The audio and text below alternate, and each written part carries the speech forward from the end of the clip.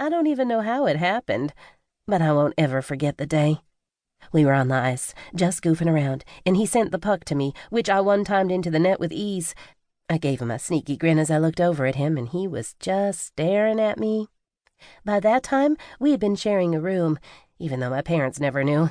We never had sex, but we were sleeping together. He was from a home where he slept with his 6 brothers, so he was lonely, and he didn't have to ask twice. I was willing to get caught just to lie beside him. "What?" With a shy grin, he looked down at the ice, moving the tip of his stick around. "I think you're very talented." A smile broke on my face. "Thank you, but so are you."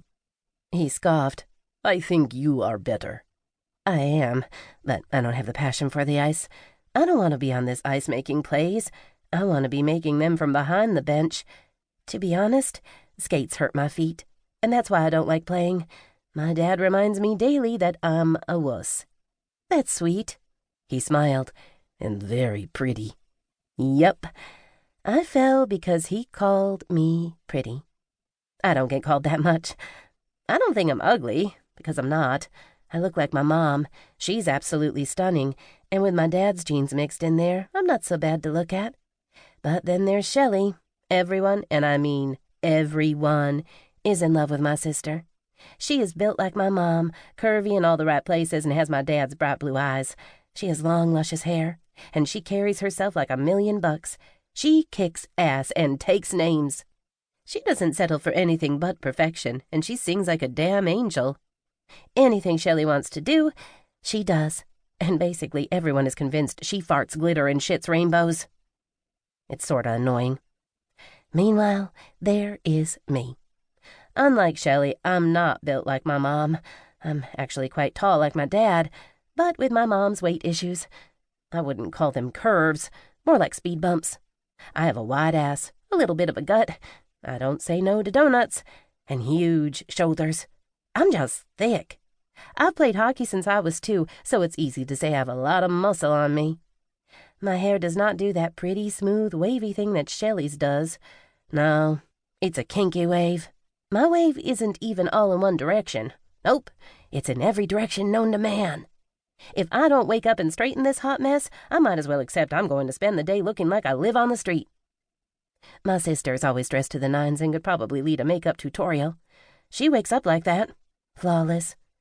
If I have to wear anything other than sweats and I have to actually put on makeup, I'm not going. I will say, though, my eyes are one hell of an awesome mix of my parents. Sometimes they look green, but for the most part, they're blue. Growing up, since Shelley and I are only 10 months apart, my mom always dressed us the same, as if we were twins, but we weren't. Shelley was putting herself out there, beautiful, and at the drop of a hat, always singing for someone. I was mostly in the corner, playing with a sock puck I'd made. I was the epitome of a tomboy, or hell, I still might be one.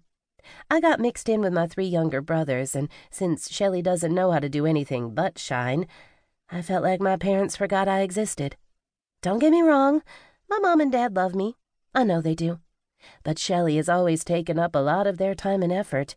Since Shelley is newly engaged, and to the golden boy, Eden Brooks, I assumed I could get out of Nashville without anyone noticing. Alas, my family chose the moment I skipped town to pay attention to me. I bite the inside of my cheek as I make my way out of the airport. I didn't tell Maxim I was coming, only that I was sending a surprise. When my dad sent him away 3 weeks ago, my heart broke into pieces. I couldn't believe it. Maxim was happy with us, and no matter how much my dad denies what he did, claiming instead that the farm team in Colorado wanted Maxim, I know it's not true. Dad didn't want Maxim in the house anymore because he knew we were getting closer. We were falling in love. Maxim even had stopped talking to Stella Brooks and seemed to be focusing only on me. We were so close to taking it to the next level, but then he was traded. Bunch of bullshit, in my opinion. The whole ride to Maxim's apartment has me in knots. I'm beyond nervous, and a part of me wants to run back home. I have known this guy for years, almost 3, and I have never gotten the balls to tell him how I feel. I just never felt like he was interested until recently, and by the time I thought I'd worked up the courage to tell him, he was sent away.